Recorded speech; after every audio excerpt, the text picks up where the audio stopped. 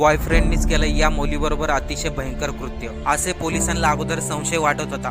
परंतु बॉयफ्रेंडची अवस्था पाहून पोलिसांनाच धक्का बसला. दिल्लीमध्ये जे श्रद्धा हत्याकांड घडलं होतं त्याचप्रमाणे बेंगळुरूमध्ये 29 वर्षीय महालक्ष्मी दास हिच्याबरोबर घडलं. 29 वर्षीय महालक्ष्मीचे तिच्याच घरामध्ये एका फ्रीजमध्ये 30 तुकडे करून ठेवले होते.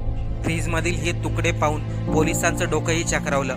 आरोपीला नेमकं कसं शोधायचं हा पोलिसांपुढे मोठा प्रश्न आहे. परंतु यामध्ये विशेष म्हणजे महालक्ष्मीचे पती हेमंत दास यांनी सांगितलं, जेव्हापासून पती हेमंत दास आणि महालक्ष्मी वेगवेगळे राहायला लागले तेव्हा महालक्ष्मीचं त्यांच्याच कंपनीमध्ये काम करणाऱ्या एका तरुणासोबत ओळख झाली होती आणि तो नेहमी तिला घरी सोडायला यायचा. त्यामुळे पोलिसांना त्या व्यक्तीवरती संशय झाला होता. परंतु ती व्यक्ती निघाली ती मुक्ती रंजन रॉय. जेव्हा मुक्ती रंजन रॉयला शोधण्यासाठी पोलीस ओडिसाला गेले तेव्हा पोलिसांना धक्काच बसला, कारण की मुक्ती रंजन रॉय याचा मृतदेह एका झाडाला लटकलेल्या अवस्थेत आढळला. आता पोलिसांसमोर मोठा प्रश्न आहे, अखेर महालक्ष्मीची एवढी निर्गुणपणे हत्या कोणी केली?